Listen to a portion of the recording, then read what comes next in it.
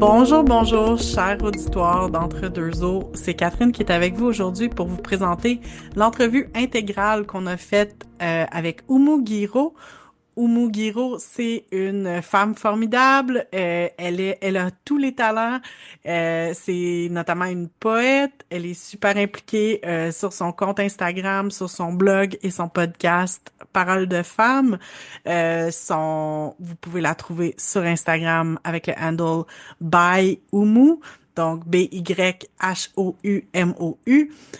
Donc, allez la trouver sur les réseaux sociaux. C'est une personne qui est super impliquée dans sa communauté, qui a travaillé dans le milieu communautaire, qui a travaillé en milieu corporatif. Puis c'est un peu de ça dont parle l'entrevue qu'on a faite avec elle, le monde du travail.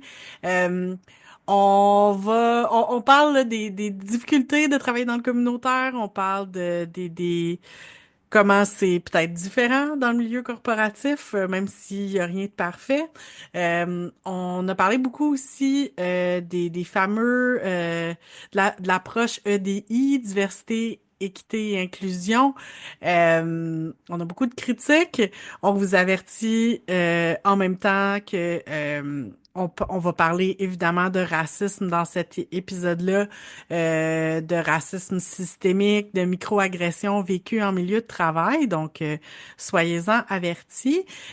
Puis, voilà, je suis super fière de vous représenter cette discussion-là. J'espère que vous aurez du plaisir à la découvrir et à la redécouvrir aujourd'hui.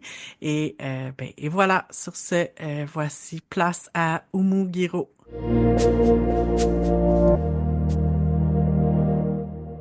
Ben, bonjour Oumou, bienvenue dans le podcast. On est super content de t'accueillir. Bonjour, merci. Merci, je suis vraiment super contente pour l'invitation. Vraiment, merci de m'inviter pour ce balado. Je suis vraiment très heureuse. Yay! On aimerait savoir si tu voulais tout d'abord te présenter à notre auditoire. Qu'est-ce que tu voudrais partager sur toi pour que les gens qui ne te connaissent pas puissent apprendre à mieux te connaître? Oui, donc je m'appelle Oumou, je suis chroniqueuse et animatrice littéraire. Donc j'aime vraiment beaucoup la littérature, la lecture. Je lis beaucoup. Je suis aussi fan de balado, donc j'écoute beaucoup votre balado aussi.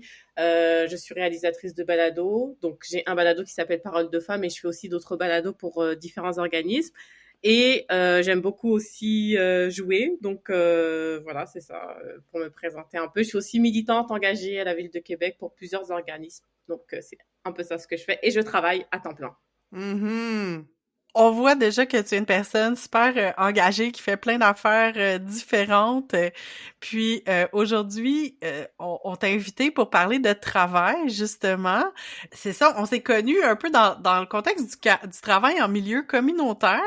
Et je sais que tu ne travailles plus dans le milieu communautaire et que tu es maintenant dans le milieu corporatif. Puis j'aimerais ça savoir...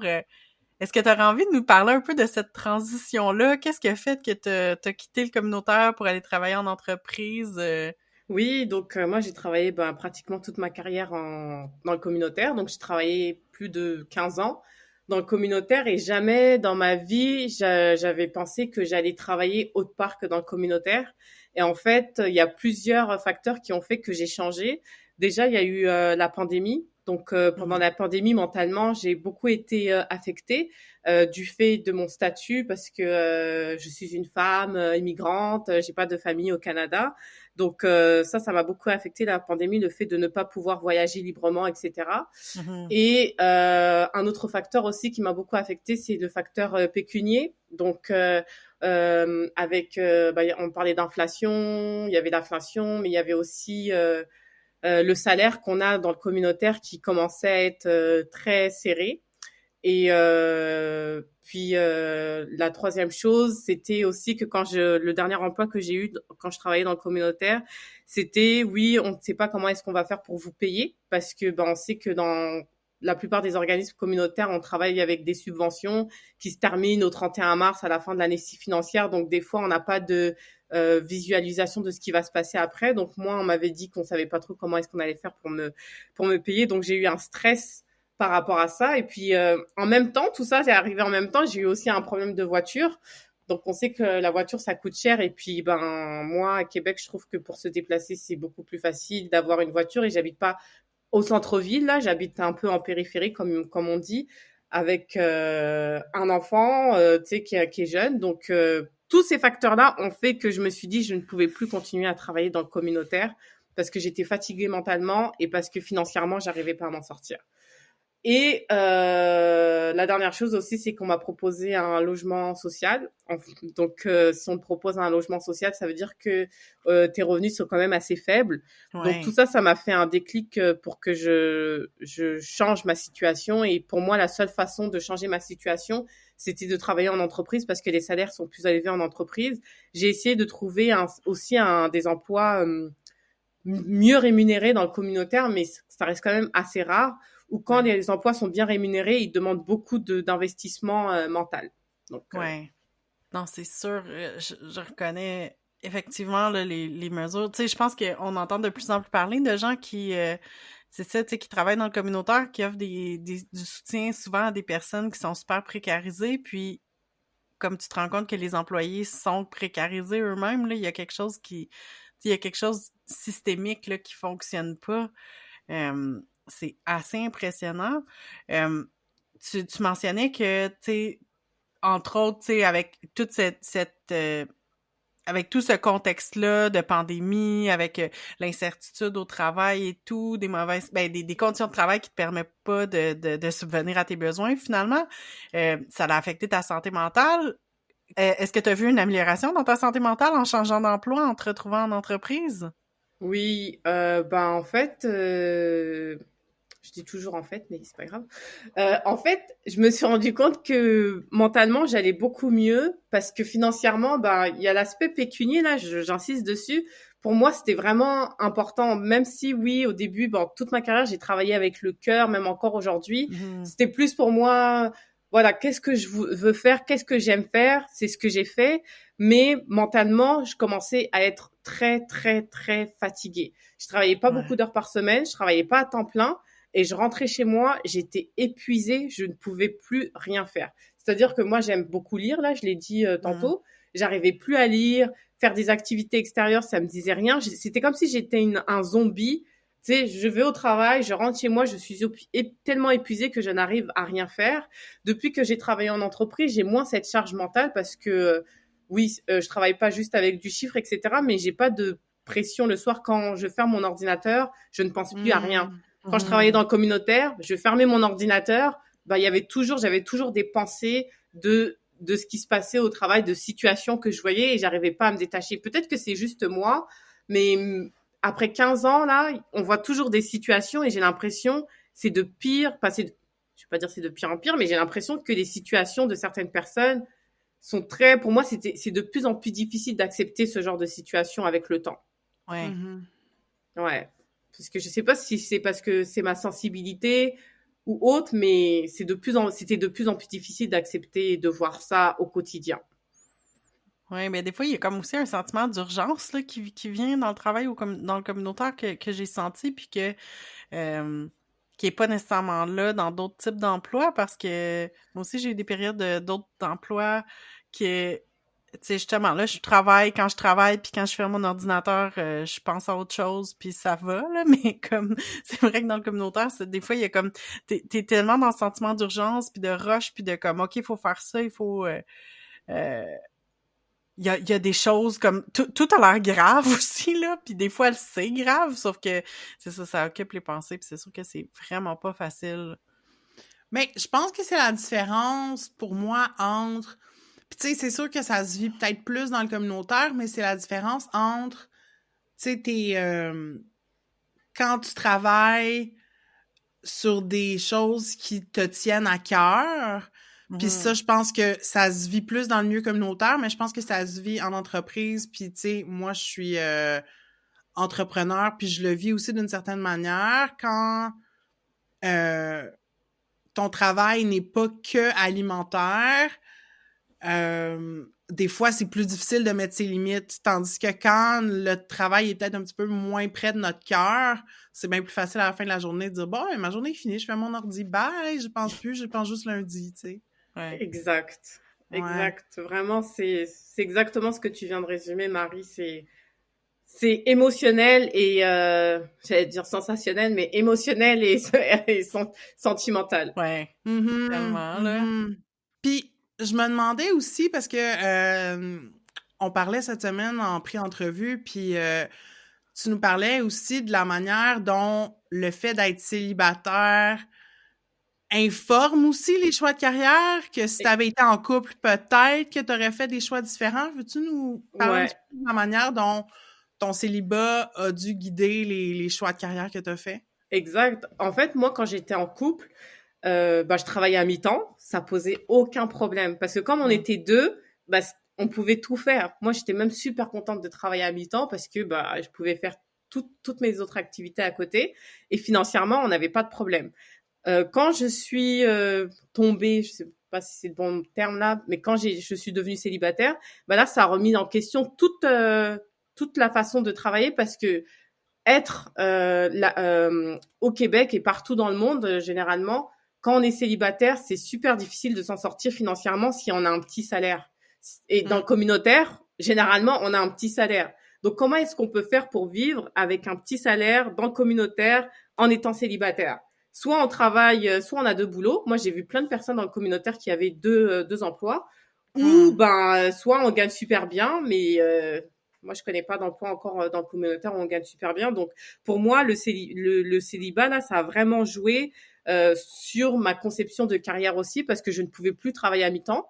Donc, j'ai dû faire un choix aussi. Aujourd'hui, je travaille à temps plein et ça a vraiment changé beaucoup de choses parce que, quoi qu'on en dise, l'argent, c'est le nerf de la guerre, comme on dit. Si on n'a pas d'argent, il y a plein de choses qu'on peut pas faire en fait. Et Mhm. même il y a des gens qui arrivent, qui n'ont pas d'argent et qui sont très relax et tout. Personnellement, moi, c'est pas mon cas. Moi, j'ai pas d'argent. Je suis très stressée de savoir comment est-ce que je vais faire, etc. Surtout si on a des enfants, c'est encore pire. Donc, c'est ça. Et Mm. puis tout est fait aujourd'hui pour qu'on soit deux là. Même pour acheter, Ouais. par exemple, le fait d'acheter un appartement, c'est plus facile d'acheter un appartement si on est deux que si on est seul. Il y a plein de choses qui sont faites, même pour aller dans un hôtel. Si tu vas dans un hôtel, si tu es seul, tu vas payer plus cher que si vous êtes deux. Mhm. Ouais, par personne. Ouais, la société est vraiment organisée pour comme la diade, puis peut-être un peu les enfants, mais ça coûte quand même cher avoir des enfants. Puis justement, moi j'aurais envie de vous poser la question, Catherine et Oumou, comme quand on est parent, une autre ressource qu'il faut qu'on garde, c'est tu sais, de l'espace mental Mhm. en dehors du travail pour comme s'occuper de nos enfants. Euh, Dans ton cas, Oumou, tu sais, c'est-tu venu changer des choses dans ton rôle de parent aussi, d'avoir un emploi qui est moins prenant mentalement puis émotionnellement? Ça, c'est certain. Ça, c'est certain. Moi, je suis plus enjouée, plus heureuse, plus épanouie. Donc, ça veut dire que quand je passe du temps avec mon enfant, je passe du temps de qualité. Moi, tous les soirs, là, je fais des activités avec avec mon fils. Avant, c'est des choses que je pouvais pas faire parce que j'étais claquée mentalement. Mm. J'arrivais pas, même si je voulais. Voilà, mon fils, il faisait ses affaires, etc. La fin de semaine, oui, j'arrivais à faire des choses, mais la semaine, c'était impossible que je fasse Mhm. quelque chose. Alors que là, tous les soirs, on fait des activités. J'ai même le temps d'aller à la bibliothèque la semaine pour prendre des livres ou même aller à la ludothèque, alors que c'est des choses que j'aurais jamais pensé faire avant, alors que je travaillais moins d'heures. Donc, Ouais. c'est... Mhm. Ouais. Là, en fait, c'est ça qu'on oublie des fois, c'est que même si on travaille pas beaucoup d'heures, ce qu'on vit dans la journée, ça se répercute le soir et ça se répercute même la nuit. Il y a des personnes aussi qui peuvent aussi avoir des problèmes de sommeil, des insomnies, etc. à cause des situations qu'ils peuvent vivre dans leur travail. Mhm. Ça, Mhm. aujourd'hui, personnellement, moi, je ferme mon ordinateur, j'oublie même que j'ai un travail de vendredi à lundi, tu sais, même le Ouais, soir, là, ouais. à 4h, 4h30, ouf, j'oublie que j'ai un travail, et puis même des fois, on me rappelle que j'ai un travail, je dis, ah oui, c'est vrai, mais c'est vraiment, je suis vraiment détachée, là. Je sais pas comment expliquer ça, mais c'est vraiment un détachement en mode, ok, ben, Ouais. je fais mes choses, et puis à la fin de la journée, c'est terminé, j'ai une deuxième journée pour faire mes activités avec mon enfant, pour faire moi ce que je veux faire, pour faire tout ce que je fais à côté, et là, j'ai l'impression de vraiment vivre, en fait. Donc, c'est ça, j'aime beaucoup le mot vivre, là. Que j'écris aussi quelques textes, à chaque fois, je le mets. Mais c'est ça, en fait. Pour moi, la vie, vivre, c'est tout ce qui se passe en dehors du travail, mais quand on est bien mentalement. Quand on n'arrive pas à être bien mentalement, on vit pas, on est dans la survie. Ouais. Mm-hmm. Non, c'est vrai. Moi, je serais curieuse de t'entendre, parce que je sais que c'est pas toi qui es interviewée, là, Catherine, mais tu sais, t'as vécu beaucoup de transformations au niveau professionnel dans les dernières années, tu sais, comme changement d'emploi, des bouts pas d'emploi, à contrat, changement de job et tout.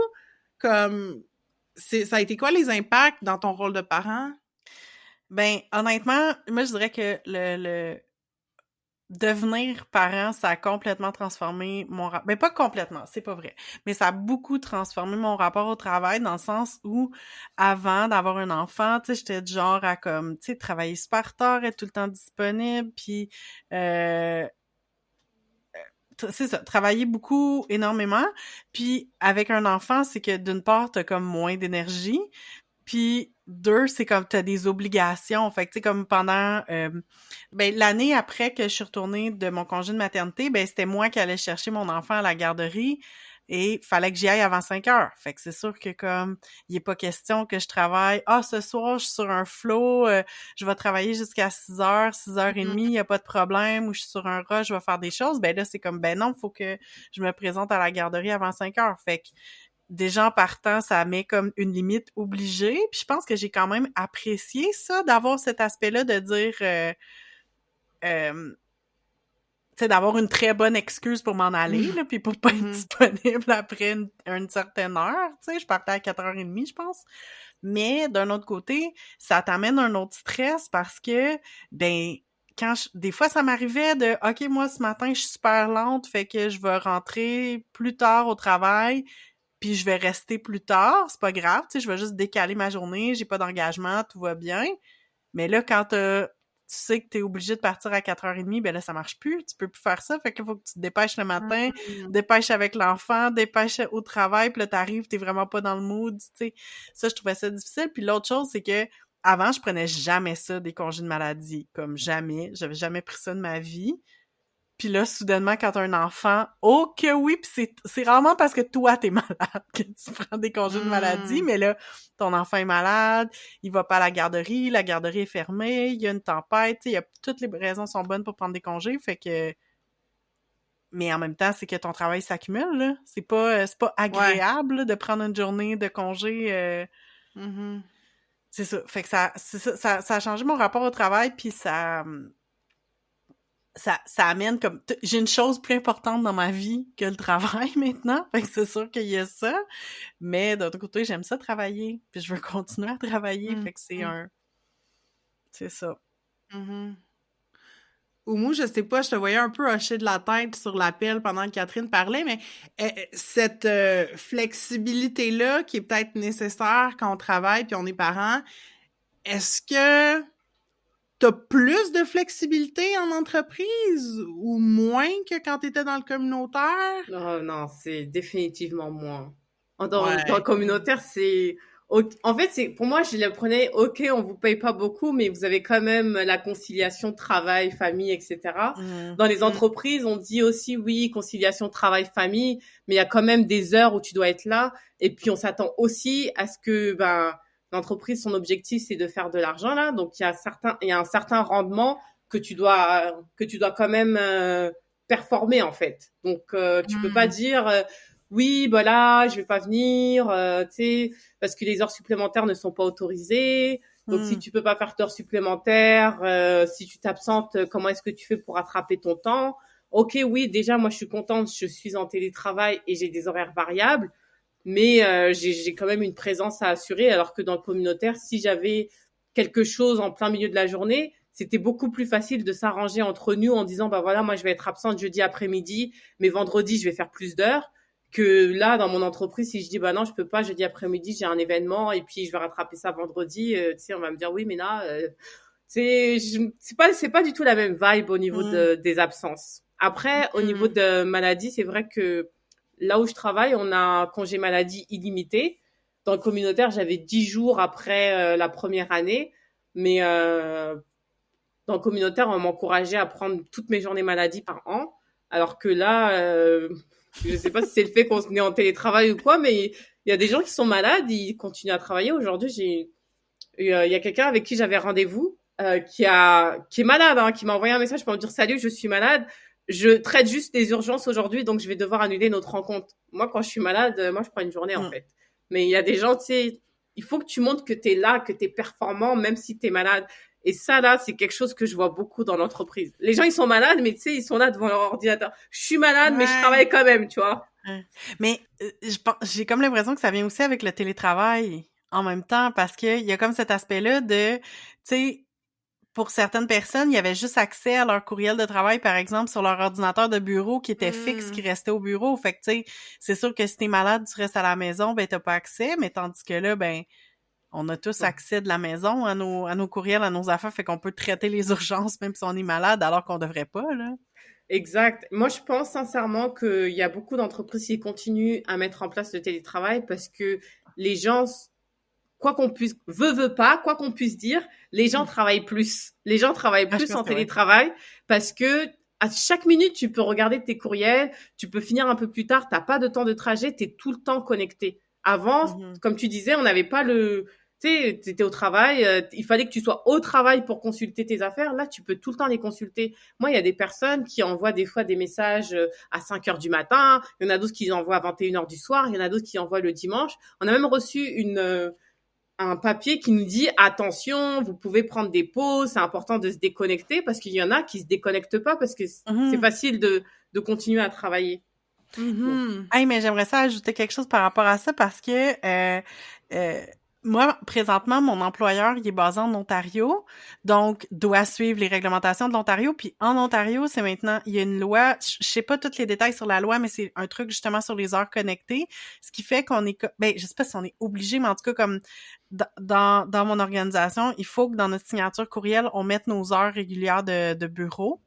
Puis c'est comme une manière de comme tu sais montrer à tout le monde comme OK ben moi je travaille de 9 à 5 du lundi au vendredi, donc voici mes heures dans lesquelles je réponds à des courriels, tu sais. Fait que après ça, c'est sûr qu'il y a pas rien qui t'empêche de travailler à l'extérieur du temps, mais tout le monde dans mon organisation, on a nos heures de bureau régulières indiquées dans notre puis je sais que c'est en lien avec c'est en lien avec les lois de l'Ontario. OK. C'est le droit à la déconnexion. Ouais, je pense que c'est ça. Ça m'a surprise. J'avais jamais vu ça. Là, j'aimerais nous amener sur une piste un petit peu différente, toujours avec l'idée de comparer communautaire et monde corpo. Le monde ne le voit pas présentement, mais tu es une femme noire, Oumou. Ah bon? Ouais, je l'apprends. Mais tu sais, c'est toujours sur une base d'auto-identification, là. Exact. Dans la présentation, j'ai failli le dire que j'étais une femme noire, mais je suis une femme noire. C'est un scoop pour notre auditoire à mi-chemin. Mais la question du racisme systémique au Québec, c'est une question épineuse, mais c'est aussi une question dans le milieu communautaire. Je pense qu'il y a beaucoup de bonne volonté, mais des fois peu d'actions réelles. Puis je sais qu'entre autres, il y a un organisme qui s'appelle le COCO qui a fait une étude là-dessus puis qui a même fait un schéma d'un peu le parcours typique d'une femme racisée dans un organisme communautaire. Puis au début, ben c'est la lune de miel, tout le monde l'accueille. Puis au final, la personne finit par partir parce qu'elle a pas les supports en place qui lui permettent d'être bien dans son travail. Puis en entreprise, surtout depuis 2020, il y a beaucoup, tu sais, les mesures EDI, puis je pense que toi, dans le cadre de ton travail, tu participes un peu à ces mesures-là. Des fois des belles paroles, mais peu d'action. Fait que pourrais-tu nous faire en quelques minutes une analyse comparative de tes observations du racisme systémique tel que ça se manifeste dans le communautaire versus le corpo, tu sais, peut-être les bonnes et les mauvaises choses là, de chaque côté? Oui, bah déjà, je tiens à dire, hier, justement, le schéma dont tu parles, malheureusement, je ne me souviens plus de qui est la personne qui a fait ce schéma-là. Hier, j'ai participé à Québec à où il y avait plusieurs organisations qui étaient invitées à Saint-Roch, où le thème, c'était « Est-ce que nos organismes sont-ils vraiment sont-ils réellement inclusifs? Donc, on a parlé de ce schéma-là, etc. Et dans les solutions qu'on disait, mais je pense que c'est important d'en parler là, dans les solutions qu'on disait, et ma table aussi où j'étais, qu'on avait vraiment réfléchi, c'était la question de la représentation. Il y a une collègue qui était là qui disait oui, nous on a vraiment beaucoup de problèmes avec nos jeunes, etc. La plupart de nos jeunes sont racisés, etc., etc. Et moi, la question que je lui ai posée, je lui ai dit ok, est-ce que dans votre équipe est-ce que votre équipe ressemble au public que vous desservez? Et elle m'a dit alors là non, on n'a pas ça dans notre équipe. J'ai dit bah je pense que c'est déjà un pas. Moi, ça, c'est la chose pour laquelle je milite partout, c'est écrit, les représentations comptent. Donc, quand je dis que les représentations comptent, c'est partout. Et quand on parle du milieu du travail, c'est est-ce que le public que vous desservez ressemble à l'équipe de travail? Si déjà la réponse est non, bah déjà, je pense qu'il y a un problème et que ça doit déjà commencer par là. Après, je sais qu'il y a beaucoup d'organismes, des entreprises qui essayent avec des comités diversité, équité et inclusion, mais c'est aussi de se poser la question, OK, on veut faire des choses, où est-ce qu'on peut aller s'outiller, où est-ce qu'on peut aller chercher les bonnes informations pour essayer de mettre des choses en place et déjà d'avoir ce questionnement, déjà, moi, je pense que c'est déjà un pas en avant parce que déjà, il y a des entreprises ou d'autres choses qui ne le font pas, comme par exemple certaines personnes qui disent que le racisme systémique n'existe pas au Québec ou encore que le féminisme intersectionnel n'existe pas au Québec. Donc, voilà. On sait pas c'est qui. C'est ça. Donc, ça aussi, déjà, on se pose la question, est-ce que OK, nous on est au Québec, moi j'habite à Québec, je me sens québécoise, etc. Voilà. Après la notion de québécoise, il y a aussi des zones un peu floues, mais la vraie question c'est qu'est-ce qu'on fait concrètement? Parce que oui, il y a des comités de diversité et inclusion et ça, oui, il y en a dans toutes les entreprises aujourd'hui, il y en a. S'il y en a pas, c'est qu'il y a un problème. Mais qu'est-ce qui est fait au sein de ce comité? Parce que si c'est juste pour dire ah bah oui, nous on a notre comité, ça suffit, non. Ça, c'est juste le point de départ. C'est le point de départ. Est-ce que dans les postes à responsabilité, est-ce que les postes à responsabilité, ça correspond à la population? Parce que tout souvent, dans la majorité des entreprises, quand on regarde le plus bas palier, ben là, il y a tout le monde. Il y a toute la population québécoise qui est là. On monte juste d'un niveau. Alors là, c'est juste certaines personnes qui sont représentées, généralement des hommes blancs, quelques femmes, très peu de personnes racisées. Et puis encore, on monte encore d'un autre niveau. Et puis là, c'est juste l'élite. Moi, j'appelle ça l'élite. Donc, c'est juste certaines personnes, mais c'est ça, en fait. Si, oui, il y a le comité diversité et inclusion, si on voit qu'il y a toujours des différences, c'est que le comité, oui, c'est bien qu'il est là, mais il n'a pas fini son travail. Je sais que ça peut prendre des années et des années, mais pour moi, la question de la représentation dans les postes à responsabilité, elle est primordiale et essentielle. Parce qu'il y en a beaucoup qui se cachent en disant oui, mais regardez, nous, on a 10% de personnes issues de la diversité, que ce soit des femmes, que ce soit voilà des personnes racisées, des personnes porteurs de handicap, mais c'est pas suffisant en fait. C'est pas suffisant. Ouais. Fait que si je te comprends bien, tu sais, il y a un manque de diversité. De tout type de diversité, mais particulièrement diversité raciale dans le milieu communautaire et dans le milieu corpo. Mais le problème, pas le problème supplémentaire, mais l'autre niveau problématique dans le milieu communautaire, c'est que des fois, c'est des organismes d'aide à certaines populations, puis les personnes qui sont qui reçoivent les services sont pas vraiment comprises, en fait, par les équipes d'intervention. Exactement. Bah, hier, il y avait un témoignage d'une personne qui disait que oui, on l'a référé à un certain organisme et dans l'organisme, tu sais, les personnes ne se sentaient pas accueillies, elles étaient dans un coin entre personnes racisées, ensemble. Tu vois, c'est pour ça que je dis, et puis quand la personne racisée aussi, avec le schéma là qu'on disait, quand la personne racisée aussi fait partie de l'équipe, souvent ou parfois, elle n'est pas écoutée aussi.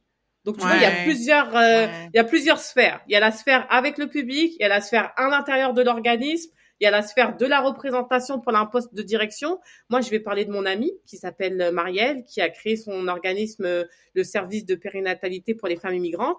Elle a créé son organisme parce que oui, tout le monde lui disait qu'elle était exceptionnelle. Tout le monde lui disait qu'elle était compétente. Mais quand c'était pour un poste de responsabilité, il y avait plus personne. Donc, c'est à ce moment-là, quand elle a créé son organisme, Oui, aujourd'hui, elle a créé son organisme, ça se passe bien, etc. Et tout le monde continue à lui dire qu'elle est compétente, qu'elle est machin, mais pour qu'elle trouve un emploi à son niveau, c'était quasi impossible. Moi, je sais qu'avec l'expérience que j'ai eue, bah oui, j'ai eu 15 ans d'expérience. Quand j'étais en Alberta, j'avais un poste à responsabilité. Je suis arrivée au Québec, j'avais l'impression, allez, tu recommences d'en bas là, tu recommences d'en bas. On va voir tes capacités et ensuite, après, on va voir si tu peux avoir un poste à responsabilité. Et encore, moi, je postulais juste pour des postes de coordination. On m'a jamais appelé, alors que quand tu regardes mon CV, j'ai des expériences de dingue. J'ai toujours travaillé dans le communautaire, j'ai toujours fait ça. Donc, tu sais, moi, j'arrive dans le communautaire, on n'a pas besoin de me dire ce que j'ai à faire, je sais déjà ce que je dois faire. J'ai jamais eu, même ne serait-ce qu'un entretien pour avoir un poste de coordination, alors que j'ai toujours fait que de la coordination. Donc, tu sais, quand tu vois ça, tu te poses des questions. Donc, j'ai fait des postes où je savais que j'étais très en dessous de ce que je pouvais faire. Quand j'ai postulé pour un poste de coordination, il y a une autre personne qui a postulé en même temps. On m'a dit que oui, c'était super mon entretien, etc. Mais bon, on a préféré prendre la personne qui avait le plus d'ancienneté dans l'organisation. Mais au total, moi, j'avais plus d'ancienneté de vie, là. Mais après, j'ai dit OK. Donc, je sais pas quoi dire par rapport à ça. C'est difficile. Ben, ça, c'est une autre chose, en fait, qu'on a mentionné en pré-entrevue, c'est que tu disais, tu sais, au Québec, puis on peut peut-être généraliser à la société canadienne, c'est que, tu sais, les personnes racisées, ça va, mais tant qu'ils sont pas dans des postes de pouvoir. Ouais, c'est ça. Et ça, c'est pas juste au Québec, parce que moi, j'ai grandi en France. En France, c'est exactement pareil.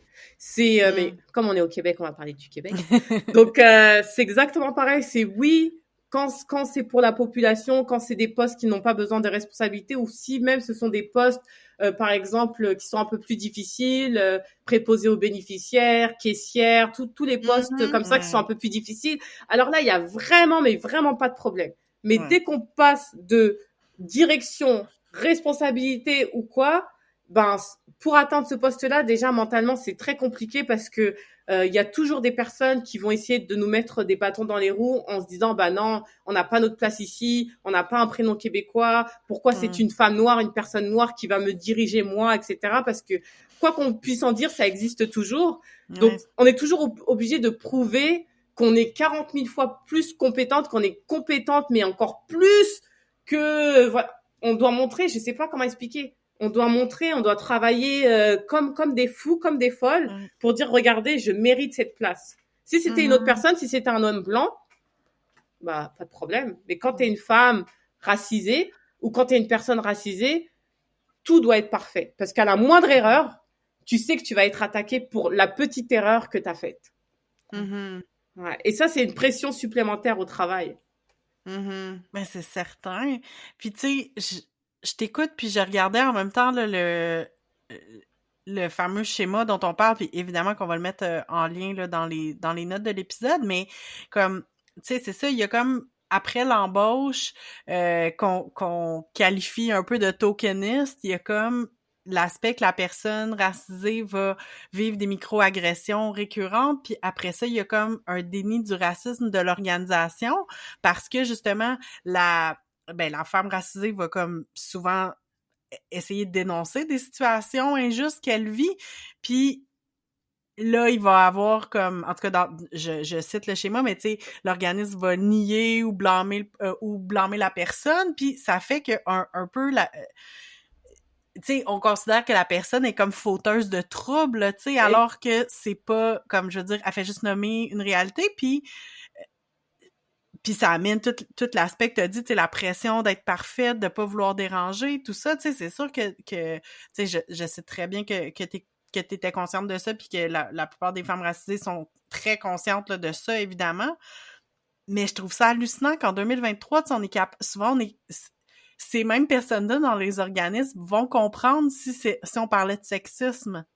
Puis si on parlait des femmes qui vivaient des micro-agressions sexistes dans leur milieu de travail, puis tu sais, on verrait exactement la même chose, mais les gens sont pas capables de transposer la même affaire puis de dire oui, mais là c'est une autre forme d'oppression. Puis là c'est vécu par les femmes racisées, mais c'est complètement il y a encore plein de monde qui voient pas ça, puis qui vont juste dire, tu sais, qui vont ramener ça à des problèmes individuels, tu sais, puis de dire comme, non, c'est pas notre organisme qui a un problème, c'est cette personne-là qui était chialeuse ou qui fitait pas dans l'équipe ou qui arrivait pas à s'entendre, comme, qui veut pas prendre la responsabilité, au fond, là, du racisme, même si c'est du racisme, du racisme bien point, conscient, là. Oui, c'est ça. C'est ça. Moi, ça m'est arrivé, la dernière fois que j'ai travaillé dans le communautaire, il y a, on était dans un lac à l'épaule, parce que, il y a lac à l'épaule, quoi. Mhm. Et puis, la personne, qui a été engagée pour, organiser et pour faire, comment on appelle ça? L'animation? Merci. Pour l'animation, pour faire l'animation. Moi, dans mon équipe, j'étais la seule personne racisée. Et puis, on parlait comme ça, et puis elle disait, oui, il y a la diversité qui est représentée, et elle a fait comme ça, en parlant de moi, en fait. La personne, imaginez-vous la personne qui anime. Moi, je suis sortie de là, j'en pouvais plus, en fait. Moi, je suis quelqu'un, oui, ok, on a l'impression que je suis forte et tout. Je suis sortie de là, j'étais en pleurs.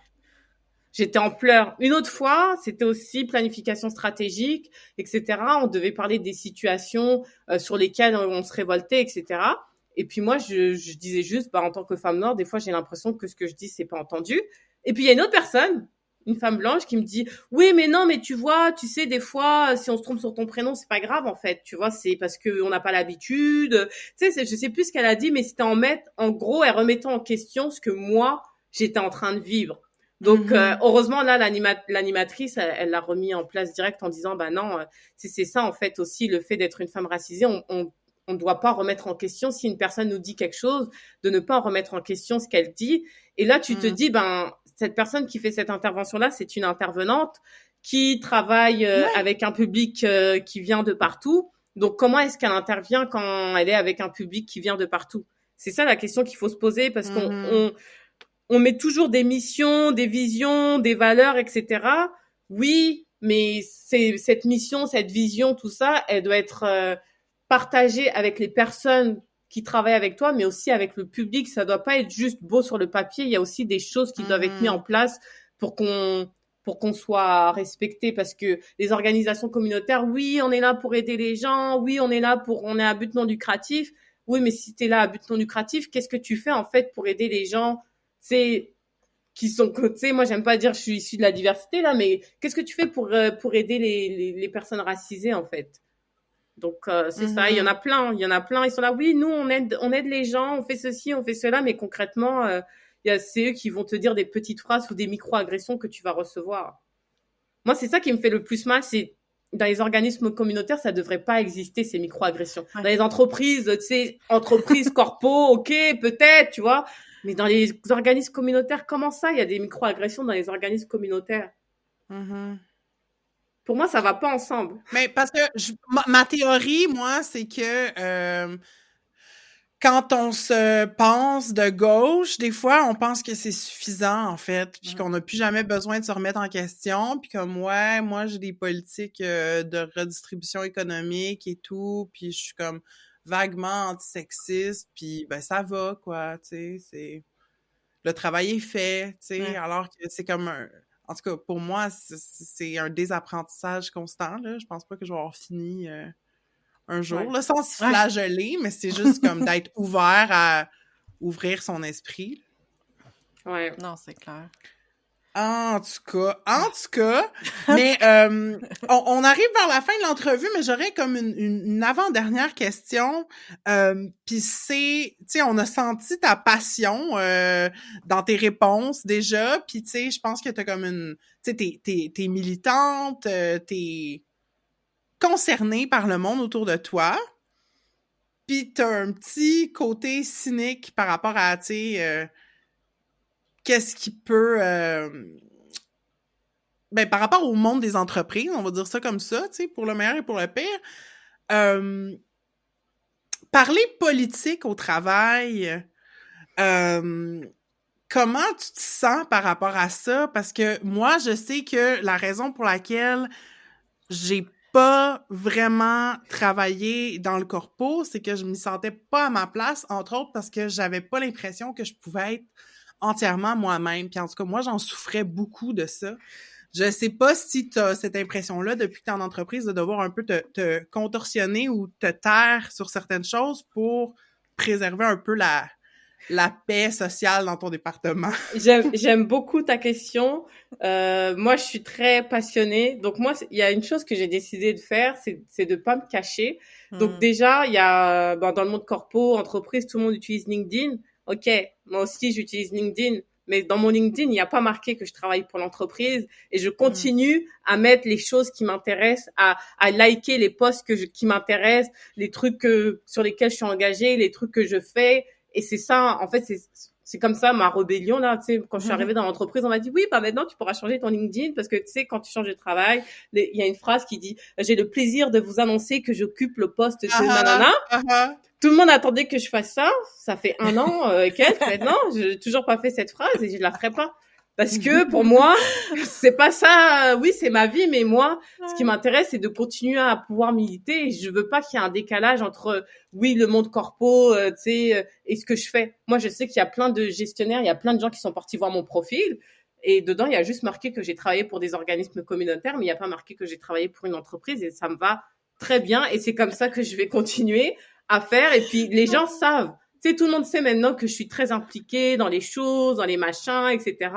Et des fois, quand il y a des réunions, des choses comme ça, et puis je dis oui, moi j'ai travaillé pour cet organisme. Ah ok, tu sais, les gens le savent en fait. Au début, c'était plus difficile, mais maintenant, je sais pas à me cacher de ça. Et puis, je pense que je mettrai jamais que j'ai travaillé pour l'entreprise parce que c'est pas mon. Ok, c'est bien l'entreprise, j'adore ça, j'aime bien mon travail, mais moi là, la part de moi, la vraie part de moi, c'est tout ce côté militante et engagé que je fais à côté. Et c'est ça que je veux mettre en avant sur mon parcours professionnel sur LinkedIn. Ouais.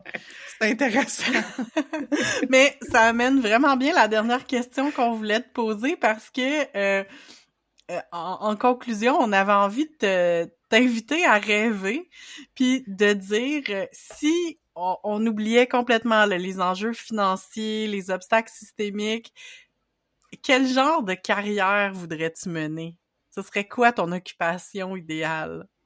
Mon occupation idéale, ça serait ni dans un organisme communautaire, ni dans une entreprise. Ça serait un électron libre.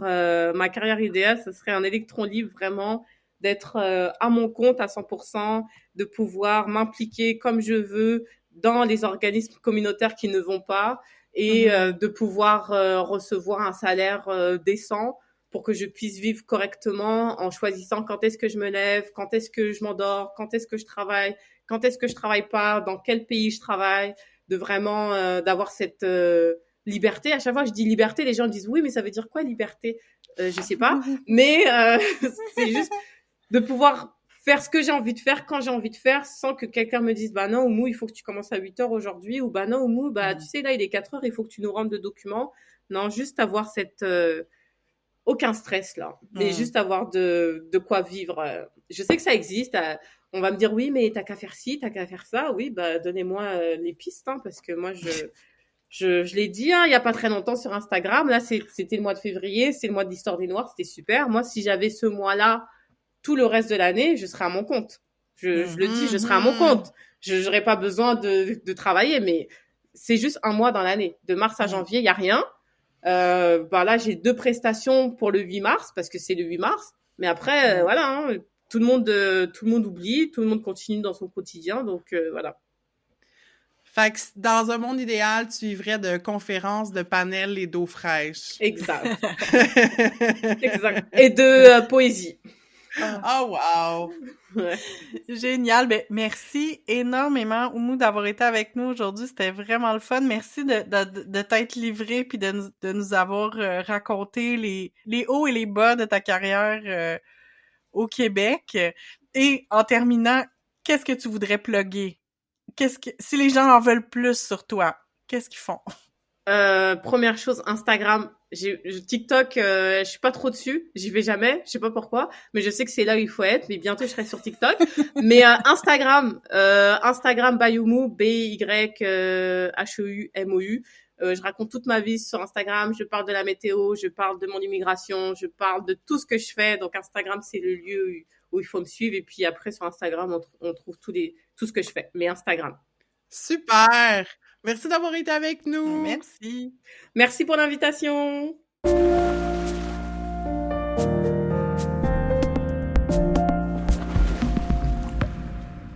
Merci d'avoir été à l'écoute. On espère que vous avez apprécié cette entrevue version longue d'Entre deux eaux. Suivez-nous sur Instagram pour rester au courant de ce qui se passe avec le podcast. Vous pouvez nous trouver, comme d'habitude, au handle entredeuxeaux.balado. On vous aime!